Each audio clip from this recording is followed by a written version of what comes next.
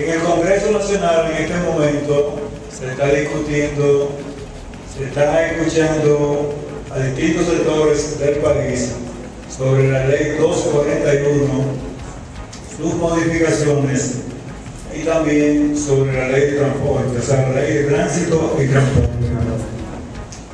Como nosotros tenemos algunas rutas que tienen 2 carros y 4 guaguas, le pedimos a Rafael Tobía Crespo, que presentó el proyecto de modificación y que ha trabajado mucho en esta área, hacer algún encuentro con dirigentes de Penatrano que le interese, conocer de lo que se trata la modificación, que ustedes pueden hacer preguntas, lo que tiene que ver con el transporte, con el tránsito, la corredera que ustedes, algunos, tienen aquí en ese corredor Mella.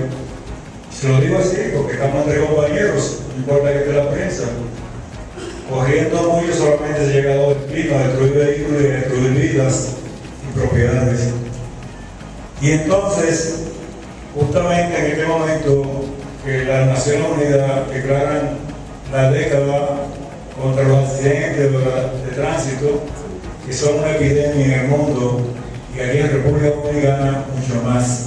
Yo no voy a hablar mucho porque el turno, las palabras, porque yo soy miembro de la comisión que discute el proyecto del compañero Tobía Crespo, junto a él está Ricardo Contreras, que mandó una excusa por el día de hoy, pero si mañana va a la actividad en otro lugar que estará, o pasado mañana, todo voy a dar a Tobía Crespo después de que quiera hacer cualquier pregunta o participación, sabiendo que todavía es el invitado, esta es nuestra casa por el día de hoy, no sabemos si mañana, pero por el día de hoy es nuestra casa, y eres el diputado Rafael Tobía Crespo, invitado por nosotros.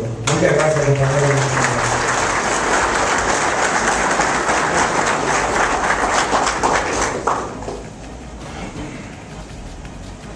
Bien, buenas tardes, el presidente de Penatrano, Juan Gutiérrez, y colega honorable diputado que nos acompaña en este periodo de 6 años como congresista y legislador, representando a la provincia de Monteplata, a cada uno de los directivos de Penatrano que están aquí y a cada uno de los transportistas también. Juan me pedía si nosotros podíamos acompañarlo desde hoy hasta el viernes, todas las tardes, a un encuentro con los transportistas, con los diferentes agentes que intervienen en el día a día, que son los que finalmente trasladan a una gran cantidad de dominicanos y dominicanas que día a día se movilizan desde su casa hacia diferentes destinos, a sus áreas de trabajo, hacia los hospitales, hacia las clínicas, a visitar familiares y en cualquier ambiente de la movilidad en la República Dominicana, ya sea a pie, como peatón, como pasajero o como conductor. Y yo no podía decirle que no, porque siendo este proyecto de ley una iniciativa que nosotros presentamos, pero que Juan sabe que también participó en discusiones primero con la OPRE, con la Oficina para el Reordenamiento del Transporte, que dirige el ingeniero Leonardo Peña, y posteriormente con el doctor Marcos Villamán, que tuvimos una serie de encuentros a nivel de todas las instituciones de lo que hoy es la Ley de Tránsito y Transporte, donde cada uno hizo sus aportes. Yo digo que nosotros tuvimos la valentía y el arrojo de presentar el proyecto, porque Juan hablaba de la cantidad de accidentes que se producen en la República Dominicana. Hoy las estadísticas muestran alrededor de 2.000 a 3.000 accidentes, y esos son muertos, víctimas que solamente se registran en el lugar del accidente, en sitio. Ahí habría que agregarle a eso un 40% que muere en el trayecto cuando hay el accidente hacia el centro de atención hospitalaria, y los que mueren entre el primer día y los 30 días, que es según la OPS, la OMS y la Organización Mundial de la Salud, y la Oficina Panamericana de la Salud que se considera que una persona falleció por un accidente de tránsito. Después de los 30 días pudiera ser una mala práctica, una desatención, un descuido o cualquier otra razón, y aunque lo haya producido el accidente, la muerte, pero no se contabiliza a nivel internacional como causado por el accidente de tránsito, porque durante por lo menos ese mes se pudo salvar esa vida. Se está perdiendo nuestra juventud desde los 14 a los 30 años. Ahora, ¿qué nos motivó a nosotros a presentar esta iniciativa? Nosotros duramos 6 años como director general de tránsito terrestre en el Ministerio de Obras Públicas y Comunicación. Creo que hemos sido el director que más tiempo duró, porque esa es una dirección muy conflictiva. Y durante esos 6 años, muy largos años, nosotros sufrimos las imperfecciones y la debilidad del sistema y de la misma ley de tránsito, que me daba facultad a mí como director para hacer todo lo que yo podía hacer a nivel del tránsito y transporte, pero solamente a nivel legal, porque la dirección de tránsito no maneja o no manejaba y no maneja un solo centavo, y precisamente que uno puede estar lleno de la mayor cantidad de voluntad y disposición de aportar, pero si no hay recursos, muy poco trayecto puede recorrer. Pero aún así, y le estoy haciendo esta historia de dónde viene la iniciativa para entrar ya al proyecto, nosotros dejamos una impronta en tránsito terrestre. Ahí hay 27 proyectos de modernización y de transformación que dejamos ahí, Juan.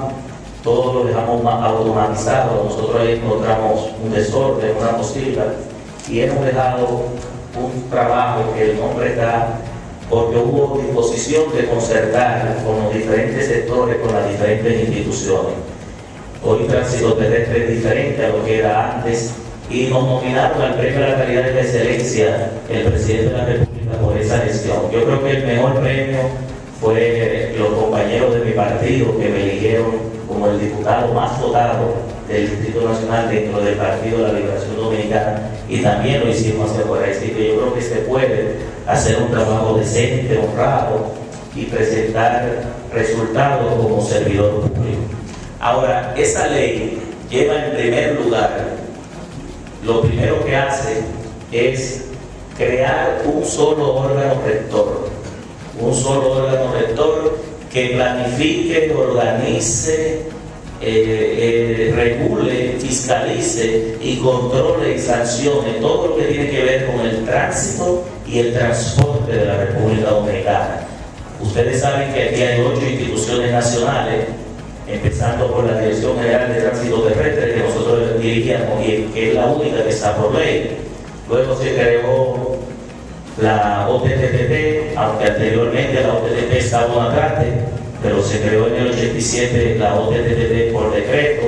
Luego se creó en el año 97 la AMET y la ONSA, dos oficinas también por decreto.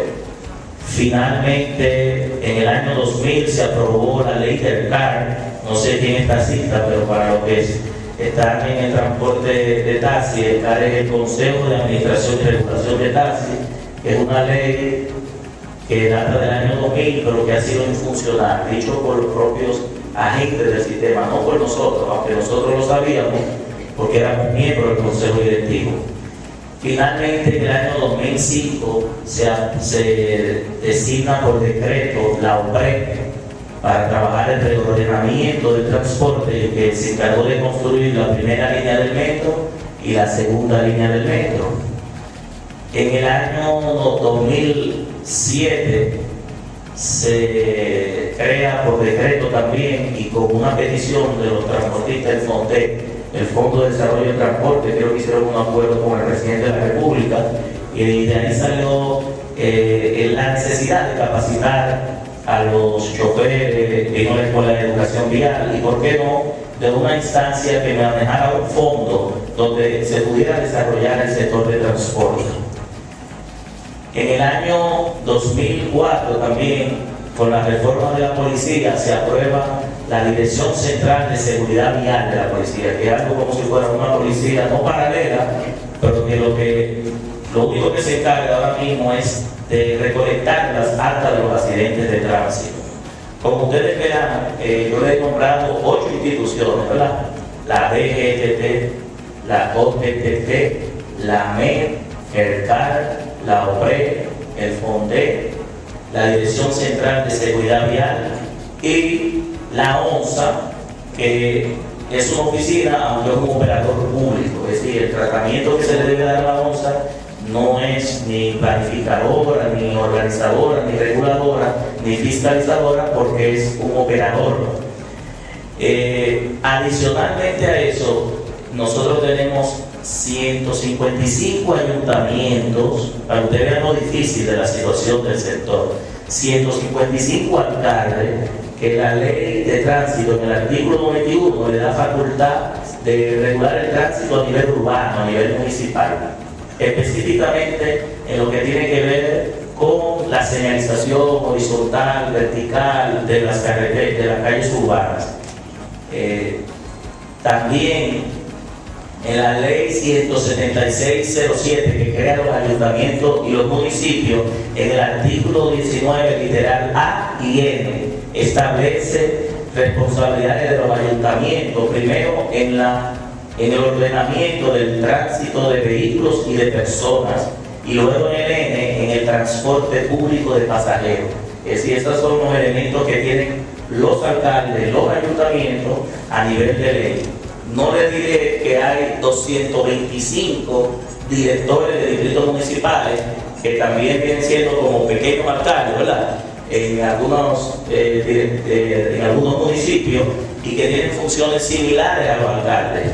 Es decir, estamos viendo que esto es un sistema complejo a nivel institucional. Lo primero es que esta iniciativa crea el Instituto Nacional de Tránsito y Transporte de la República Dominicana, unificando en una sola institución y eliminando por ley los decretos que crean todas las oficinas que de manera coyuntural y por diferentes situaciones del mismo sector y de la política han permitido que el sector esté atomizado.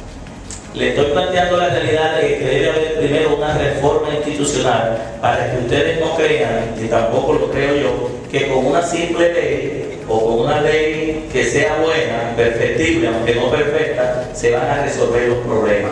La ley es parte de la solución, pero no es la solución completa. ¿Estamos claros? Es decir, que la aprobación de esta ley le daría un marco al gobierno para tener una sola autoridad nacional que rija todo: la planificación, organización, fiscalización, regulación y sanción del sector. Por un lado, esta iniciativa va a tener, este órgano va a tener, el órgano rector va a tener un consejo directivo donde están representados el Ministerio de Obras Públicas, el de Economía, Planificación y Desarrollo, el de Salud Pública, porque ustedes preguntarán, bueno, después de un accidente, el problema pasa de ser un problema de infraestructura vial y pasa a ser un problema sanitario, un problema de salud pública, por la muerte, los traumas, los heridos y el luto que crea en el país. Hay una propuesta de que a ese consejo directivo se le agreguen representantes del sector, que nosotros estamos de acuerdo. ¿Por qué? Porque en el INDOTEL, por ejemplo, cuando nació el INDOTEL, hay un representante del Ministerio de Economía, Planificación y Desarrollo, hay un director ejecutivo que lo preside sin voto, hay un representante de las empresas telefónicas del país, hay un representante de las empresas de difusión de cable y de radio, y también hay un representante que creo que debe estar también en este sector de los consumidores, es decir, un representante que vaya a defender el o los derechos de los consumidores, que en este caso serían los clientes, los usuarios del servicio o de los servicios, ya sea de taxi, de transporte de carga, de transporte de pasajero público, de transporte escolar, de transporte privado, de transporte turístico, pero de los usuarios del servicio, Esta iniciativa también crea la Policía Nacional de Tránsito y Transporte de la República Dominicana, una policía que va a viabilizar todo lo que tiene que ver con el tránsito, va a fiscalizar el tránsito. Fiscalizar implica poner las infracciones, las multas, las contravenciones. Y por qué no también va a sancionar, aunque eso ya corresponde al sistema de justicia, la violación a esta ley donde hayan heridos y muertes. Esta policía de tránsito y transporte, ¿por qué se crea? Usted dirá, bueno, pero ahí está la MEI, que antes ustedes conocían la famosa policía de carretera, la policía de tránsito de la Policía Nacional. Hay que recordar que la MEI nació por un decreto en el año 97 y supuestamente iba a manejar Santo Domingo. Después se creó otro decreto para Santiago, es decir, que hay otro decreto que crea a Metrasam, que es la Autoridad Metropolitana de Transporte de Santiago. Y en la reforma de la policía del año 2004, creo que se adscribe la AME a la Policía Nacional y se saca de la Presidencia de la República, que es donde tenía su ámbito de línea de dirección de mando. Esta policía nosotros le estamos hasta poniendo adscrita al nuevo instituto, aunque sería una Policía Nacional de Tránsito y Transporte, para separar la seguridad vial de la seguridad ciudadana. La seguridad ciudadana tiene varios componentes: el que tiene que ver con el crimen, la política anticriminal, la política de orden público y lo que tiene que ver con el tránsito. Hay muchos países donde los policías de tránsito son policías especializados en todo lo que tiene que ver no solamente con la ley de tránsito, con la ley de transporte, con el código, con la conducta, con la inconducta, con la violación de la ley, con las sanciones, sino también con los aspectos técnicos del tránsito, del ordenamiento. En ese sentido, esa policía debe estar por ley creada y adscrita a la nueva autoridad. Dentro de esta policía se crean unidades de investigación de accidentes de tránsito, unidades especializadas que van a investigar primero la causa del accidente de tránsito. Segundo, la responsabilidad. ¿Quién fue el responsable? Una cosa es la causa, ¿qué lo causó? Que puede ser la condición del vehículo, la condición de la vía o el conductor, que es donde el 90% de los accidentes de tránsito recaen sobre nosotros, sobre el factor humano. El otro 10 recae sobre el factor vía y el factor vehículos. En ese sentido, esa unidad de investigación de accidentes de tránsito van a preparar por cada accidente de tránsito un informe o un expertise técnico que va a indicar la causa del accidente, la responsabilidad, quién fue responsable, ya sea el conductor, el pasajero o el peatón, porque se cree que nada más producen los accidentes los conductores. Hay peatones que provocan accidentes, que salen sin avisar. Usted tiene que hacer un giro, provoca y choca a otro y al final la responsabilidad recae sobre el conductor, pero lo provocó posiblemente un peatón que tal vez no entró o no cruzó por el paso de peatón, por la cebra, pero también un pasajero que posiblemente por coger un vehículo en una parada que no es, o pedir una parada en un elevado o en un punto donde es conflictivo, puede provocar un accidente, y tal vez no fue el chofer ni el conductor, sino que el pasajero provocó ese accidente. Yo soy maestro y mi voz es alta, así que puedo seguir a capela. En ese sentido, nosotros planteamos que las unidades especializadas de accidentes de tránsito van a preparar un expertise técnico de la causa, de la responsabilidad, de los daños a la propiedad pública y a la propiedad privada. ¿Por qué? Porque ahora mismo el sistema de seguro, que tiene miles y miles de millones de pesos, no repone los daños de los accidentes que afectan a los semáforos, a las barreras de seguridad, a las señales de tránsito, a los postes del tendido eléctrico. Cuando hay un accidente, solamente reclama al que se le dañó el carro, o al que le dañaron, en el caso privado, una acera o una propiedad privada. Pero si es público, esto pasa en vivo en los programas, si es público nadie reclama. Entonces la ley debe estipular que el policía de tránsito, cuando levante el acta, debe identificar la causa del accidente, la responsabilidad de quién fue que provocó el accidente, los daños a la propiedad privada y los daños a la propiedad pública, y con eso pues la empresa de seguro debe reponer los daños que provocan los accidentes hacia la parte pública. Lo que es público es de todo el mundo, pero también es de nadie, y si nadie lo reclama, nadie lo va a pagar. En ese sentido, nosotros consideramos que esta iniciativa, por vez primera, lleva a sentar un precedente para que el sector público, el Estado, reclame a las empresas de seguro los daños a la propiedad privada. Pero debe venir ¿de dónde? Debe venir del acta del accidente. Si el acta del accidente no dice que en ese accidente se llevó un pórtico, que en ese accidente se llevaron un poste del tendido, que ahí había teléfono, electricidad, cable. Si esa acta no dice que en ese accidente se llevó una señal de tránsito vertical, o se llevó barreras de seguridad, o un semáforo, como ha pasado en muchos casos, que un accidente se lleva el semáforo, pues nadie repone ese accidente. Entonces hay que empezar a ver las causas, la responsabilidad, las pérdidas, tanto en el sector privado como en el sector público. Esta iniciativa define claramente las funciones de cada componente del sistema. Me explico. ¿Qué va a hacer la junta directiva? ¿Cuáles van a ser sus funciones? ¿Cuáles van a ser las funciones del director ejecutivo del nuevo instituto? ¿Cuáles van a ser las funciones de la Policía de Tránsito y Transporte de la República Dominicana? ¿Y cuáles van a ser las funciones de los departamentos de investigación de tránsito de la policía? ¿Qué va a hacer los ayuntamientos? Es decir, ¿cuál va a ser la responsabilidad, la coordinación que debe haber entre la nueva autoridad nacional y cada uno de los alcaldes, que deben trabajar de manera coordinada sin que haya conflictos de jurisdicción? Digo de jurisdicción, no de intereses, ¿verdad? Porque hay que definir los conflictos de intereses y los conflictos de jurisdicción entre la autoridad nacional y la autoridad municipal.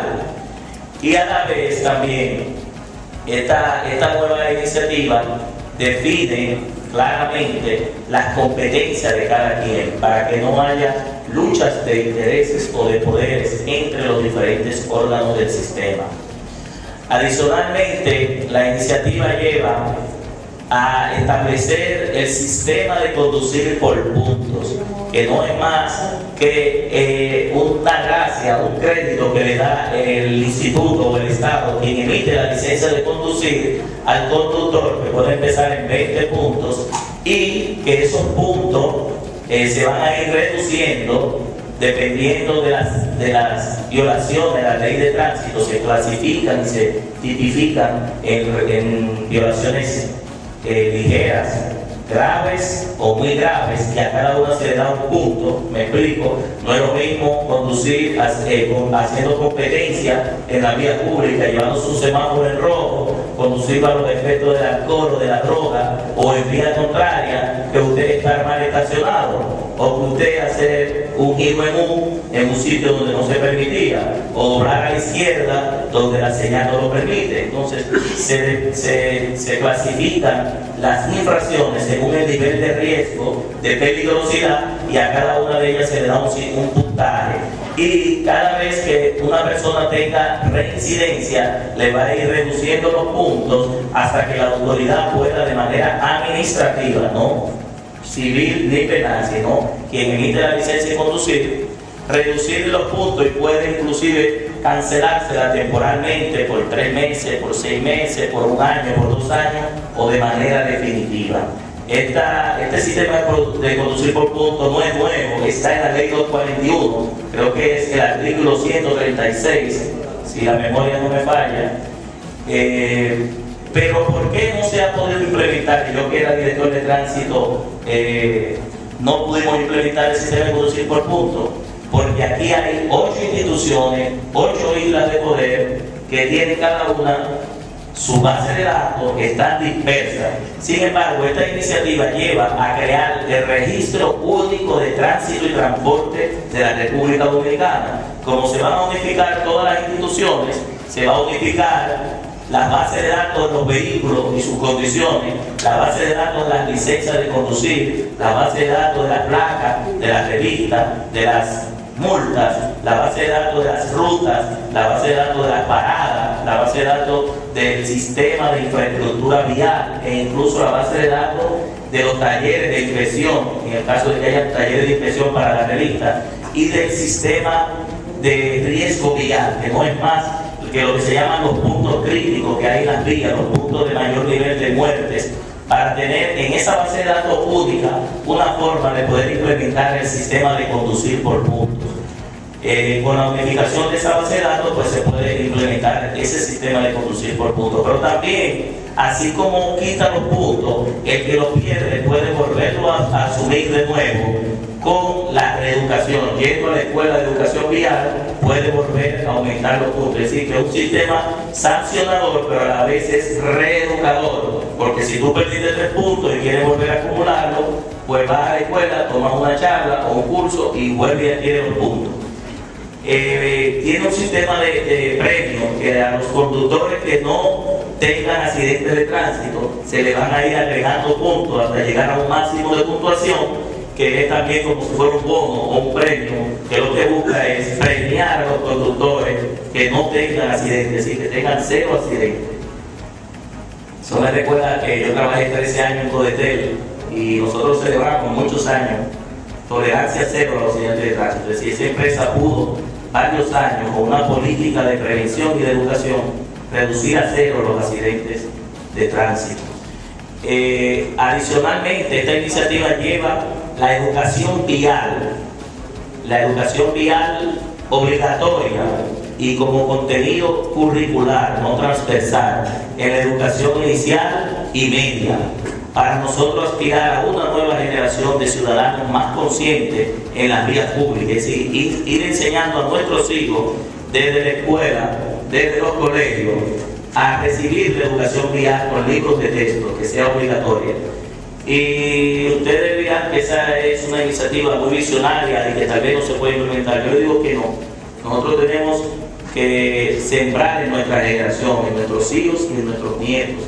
Muchos de los hijos nuestros nos corrigen a nosotros cuando hacemos una inconducta en las calles, cuando nos llevamos un semáforo en rojo, cuando no nos ponemos el cinturón de seguridad. Y es porque ya ellos están siendo enseñados en algunas escuelas y en algunos colegios sobre la ley de tránsito. Porque ¿qué es la educación vial? La educación vial es civismo, es comportamiento, es ceder el paso, es respetar la vida del otro, respetar el derecho de los demás. ¿Y dónde se aprende eso? O en la casa o en la escuela. Cuando una gente va a tránsito terrestre, yo que tuve 6 años ahí, ya tiene 18 años, como poco, pero puede hacerlo a los 16 si el padre con un acto notarial se hace responsable, ¿verdad? De 16 hasta los 18, pero ya tiene 18 años. Ya esa persona tiene una personalidad, valga la redundancia, definida, un nivel de conducta. Si es imprudente y se crió imprudente, ¿qué usted cree que va a pasar? La tendencia es que siga siendo imprudente. Entonces nosotros debemos sembrar con esta iniciativa de llevar la educación vial en las escuelas una nueva generación que sea más consciente en la vía pública. Y usted me dirá, ¿y qué vamos a hacer con nosotros, los que estamos torcidos, los que no aprendimos, los que ya estamos viejos, incluyéndome a mí, que yo no recibí educación vial en la escuela que estudié, en el liceo? Bueno, los que no recibimos educación vial, lo vamos a recibir con la educación de los sistemas por puntos, cuando se nos descuenten los puntos, y cuando se vaya a renovar la licencia, hacer cambios de categoría y hacer la licencia por vez primera, ahí nosotros enseñamos la educación vial a aquellos que, como decía el profesor Juan Bosch, nacieron torcidos o nacimos torcidos. En eso me incluyo yo, porque yo no recibí educación vial. Mis hijos sí están recibiendo educación vial y se comportan mejor que yo. Créanme que se lo digo. Mi hijo Alexander se maneja más decente conduciendo la vida pública, más precavido que quienes saben, porque ya nosotros venimos de un comportamiento, de una conducta no aprendida. Adicionalmente a eso, nosotros estamos catalogando las licencias de conducir en este proyecto por profesión. Es decir, en Estados Unidos, en la mayoría de los países, el que se dedica a conducir un vehículo para ganarse la vida, esa licencia no es una licencia normal. Es una licencia que no está definida única y exclusivamente como está en la ley actual. La ley actual define 5 tipos de licencia. Categoría 1 para vehículos de 2 ruedas, los motoristas, motoconchistas y delivery. Categoría 2, vehículos livianos, menos de 9 pasajeros. Categoría 3, los vehículos, la primera categoría de los livianos, que depende de la cantidad de ejes y la cantidad de pasajeros, que caso de transporte público y carga. Y ya la categoría 4, que es la superior. Hay una quinta categoría, pero es la categoría especial, que es para licencia para mecánica, bulldozer, retrocavadora, que se utilizan en la parte agrícola y de construcción, pero que no son permisos para conducir en las vías públicas, sino a lo interno de trabajo, para labores de trabajo. Entonces nosotros estamos proponiendo que la licencia de conducir esté basada en profesión.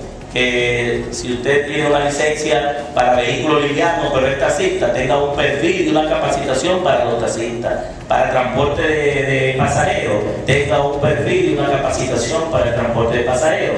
Para el transporte de carga también, para el transporte de mercancía peligrosa, de ambulancia, de transporte escolar, de transporte turístico. Y esto, aunque ustedes lo vean como muy simple, tiene un gran valor para ustedes que son los transportistas, porque eso le va a dar derechos adquiridos. Me explico. Derechos adquiridos implica que si usted se dedicó durante 30 años a conducir y su licencia dice patanista o chofer de mercancía peligrosa, el mismo tipo de licencia ya le está diciendo a usted que usted utilizó el permiso de conducir, la licencia de conducir, no para transportarse de su casa al trabajo, sino para ganarse la vida. No sé si me entienden. Lo que estoy diciendo con esto es que el tipo de licencia le va a facultar a usted como un trabajador del transporte, no como un ciudadano normal que utiliza la licencia para transportarse. Esto no es nuevo tampoco. En Estados Unidos, todo el que se dedica a utilizar el vehículo para ganarse la vida tiene un tipo de licencia de acuerdo y una capacitación de acuerdo al trabajo que va a realizar.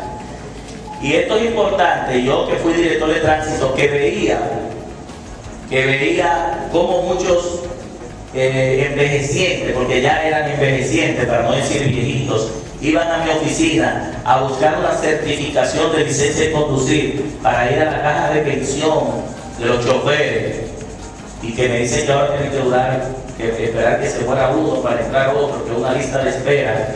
Y esa persona, después de dedicar 30 años, 25, 40, posiblemente no lograba que lo jubilaran o lo pensionaran, porque si la licencia no aparecía en el archivo, si no aparecía en el registro, si era falsa, porque muchos, y déjeme decirle, y aquí les exhorto a cada uno de ustedes a nunca conducir con una licencia falsa, porque aparte de estar violando la ley de tránsito, están violando 3 artículos del Código Penal. Le digo esto: los fiscales no someten a los conductores por la parte de violación al Código Penal, pero si usted, aparte de chocar, tiene una licencia falsa y alguien quiere cogérsela contra usted, le va a meter el Código Penal, esos 3 artículos, porque usted andaba con un documento falso. Eso es bueno que ustedes estén muy claros de que cuando usted anda con una licencia falsa, pues está violando 3 artículos del Código Penal. Adicionalmente, esta ley crea en el capítulo 8 todo lo que es la regulación del transporte de la República Dominicana. La ley 241 no tenía, creo que nada más hablaba en un solo artículo del transporte de pasajeros, y en el transporte de carga sí es más específico, tiene más artículos, porque habla de las dimensiones, de las medidas, de los tamaños, de los pesajes y de ciertos elementos que tienen que ver con los remolques. Pero en el caso del transporte la ley 241, y tiene lógica, porque la ley 241 fue aprobado en el año 1967. En el año 67 nosotros no tenemos el sistema de transporte que se tiene actualmente, la cantidad de vehículos que se tiene actualmente y la modalidad de transporte.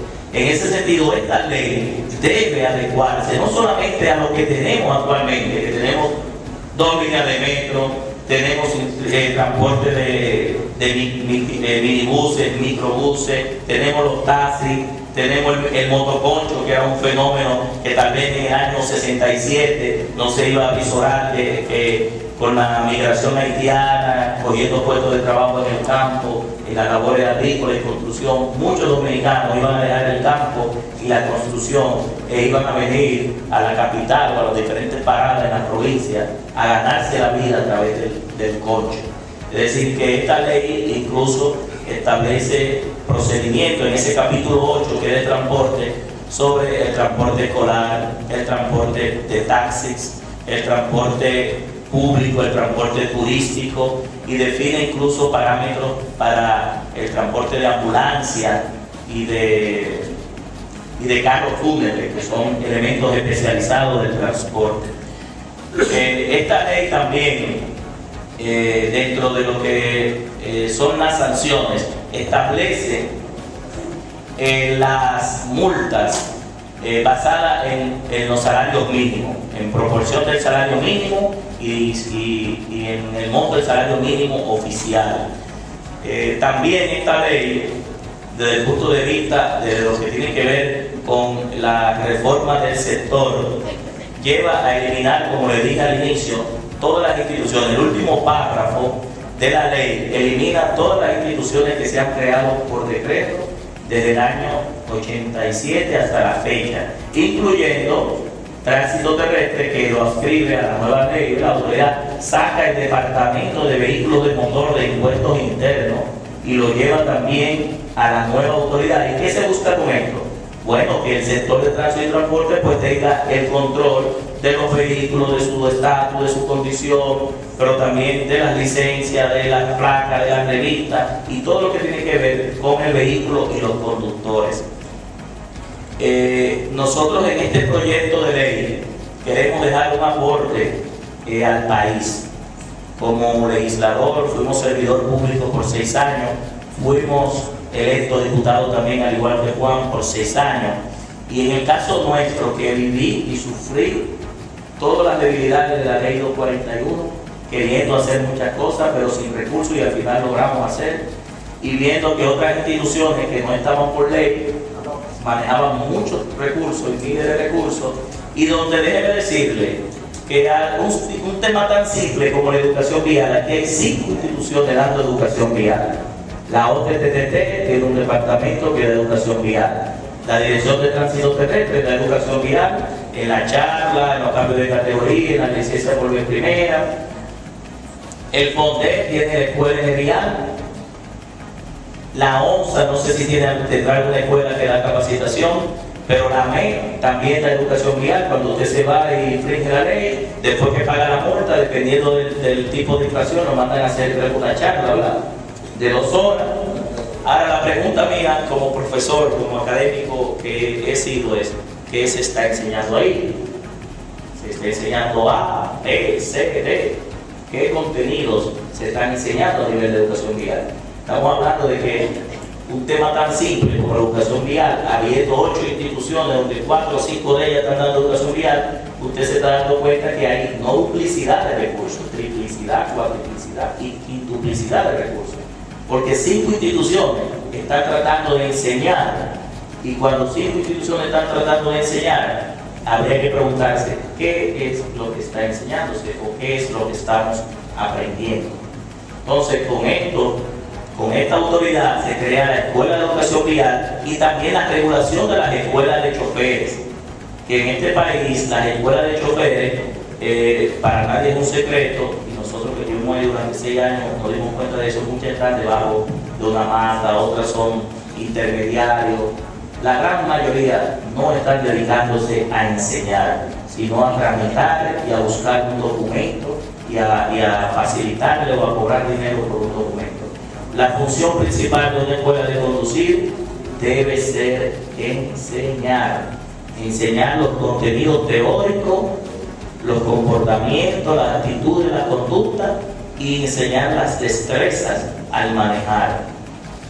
Entonces, esta ley lleva a reglamentar, a reglamento, no solamente la escuela de choferes, sino otros aspectos, porque la ley busca que no se tenga que estar modificando a cada rato. Es decir, que una vez nosotros aprobemos esta ley, sirva de marco, de guía, de desarrollo del sector de tránsito y transporte, y que por lo menos en 20 años no se haga ninguna modificación, y que cualquier elemento que sea dinámico del día a día que haya que cambiar pueda ir a reglamentos. ¿Estamos claros? Es decir, que la autoridad, bajo su junta directiva, establezca un reglamento, con una diferencia, que los reglamentos actuales todos tienen que ir al presidente de la República.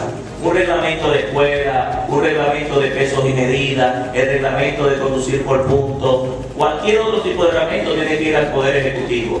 Pero el Poder Ejecutivo no sabe los aspectos técnicos. Nosotros en esta ley estamos dándole facultad a la nueva autoridad, que así como lo hace el INDOTEL, que cualquier aspecto técnico, operativo o del día a día del sector, esa junta directiva los apruebe bajo resolución y que sean efectivos para todo el sector, y que si hay que cambiarlo, pues lo único que hay que hacer es cambiar el reglamento, pero no que haya que cambiar de nuevo la ley.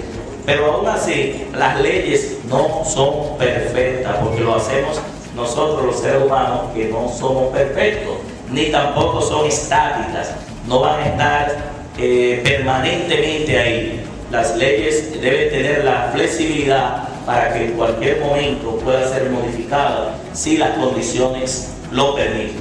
Déjenme decirle, la ley 241 era el mejor instrumento que se tenía en el año 1967. El mejor y único, porque no había más nada. ¿Estamos claros? Y para ese momento podía ser aplicable. No teníamos el sistema de transporte que tenemos, las modalidades de transporte, no teníamos todas las instituciones que están tratando de dirigir el sector de manera atomizada y dispersa. No se sabía en ese momento, ¿verdad? Pero también déjenme decirles que si la comparamos con otras leyes, es una ley que abarca todo, es decir, una ley que cubre muchas cosas. Por eso mucha gente, y en algunos periódicos decía, que si se cumple la ley actual, nosotros vamos avanzando, hay que cumplir la ley actual, pero también esta ley tiene muchas brechas, muchos espacios que no permiten que el sector pueda desarrollarse y pueda ir avanzando. Yo creo que uno como generación, y yo aspiro a que mis hijos y los nietos míos vivan en un país mejor del que yo he vivido, el que me ha tocado vivir, y que estoy orgulloso de estar en este país y de pertenecer a este país, pero siempre uno quiere dejarle a sus hijos y a sus nietos una mejor República Dominicana, un mejor país. Quienes hablan, y tengo que decirlo aquí y repetirlo, no tiene motor, no tiene camión, no tiene taxi, no tiene ruta, no está escrito ninguna ruta. No tengo ningún interés en el sector de tránsito y transporte que no sea ayudar a que ustedes puedan ir avanzando, no solamente con esta iniciativa, sino con cualquiera de la que en nuestra humilde condición podamos ayudar. Que Dios les bendiga, y hasta aquí cerramos.